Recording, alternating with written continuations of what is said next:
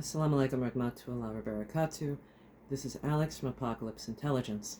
I'd like to speak plainly today to Muslim families, students, new converts, teachers, and everyone doing the quiet work of holding a community together, especially those of you feeling the pressure of this moment. Islam began as something strange, and it will end as something strange, so glad tidings to the strangers. And we have been told by our teachers multiple times that at the end times, holding on to our deen is going to be more difficult than holding on to a hot coal. With all the controversies in Islam at this time, we can see how that is becoming more and more true with each passing day.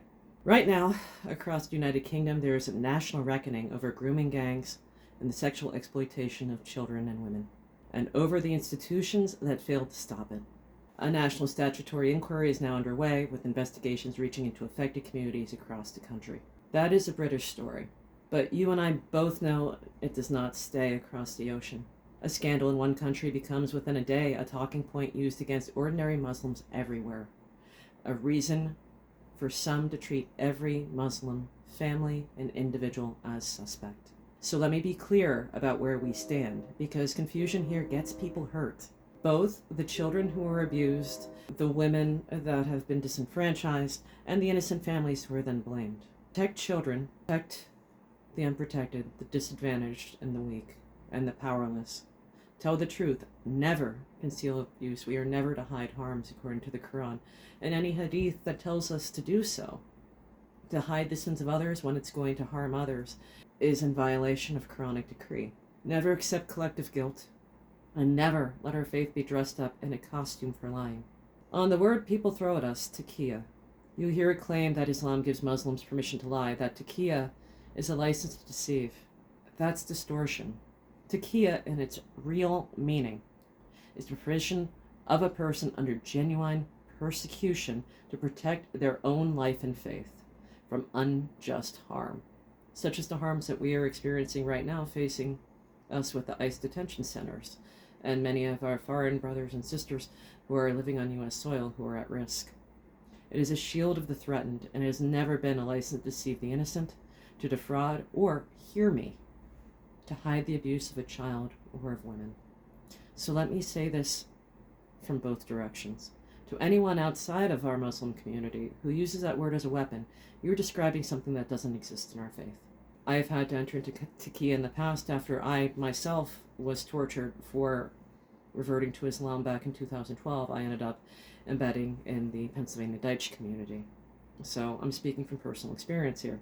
And to anybody inside our community who would ever reach for piety language to silence a victim, to shelter a predator, you're abusing the religion, and we will not allow it. If a child is harmed, you tell the truth.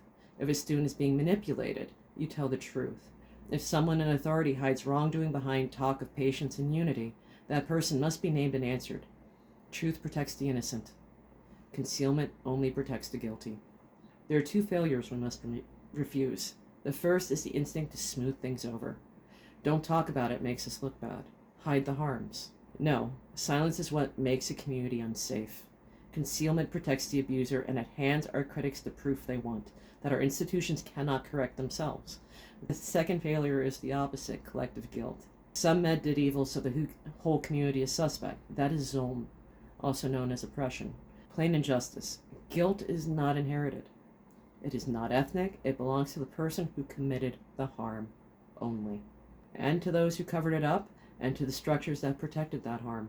Not to a child, not to an abused woman, not in a classroom, not to a family at a masjid. We hold both lines at once. No cover-ups, no scapegoating. To leaders, scholars, and senior students listening, your duty is to protect the vulnerable, not the reputation of an institution or of a charismatic leader. If community cohesion requires silence about abuse, it's not cohesion, it's cover-up. If sabr means victims stay quiet while leaders stay comfortable, that's not patience, it's teaching people to submit to harm. Islam does not need our lies to survive. In fact, that's counter to Islamic decree. The Ummah is not protected by hiding predators. It's protected by justice and mercy, and by being a better example to other peoples. And a word on staying safe and lawful where you are. If pressure rises in your area, stay calm, stay lawful, and stay honest. You do not need to make yourself invisible. You do not need to apologize for who you are. But, however, do not make Islam a costume.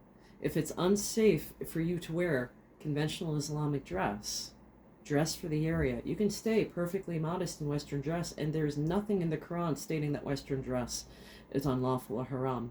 That is the words of scholars with agendas to pass. Your aura can be perfectly covered, and your example of Islam should be seen in your actions, not in the costume that you wear.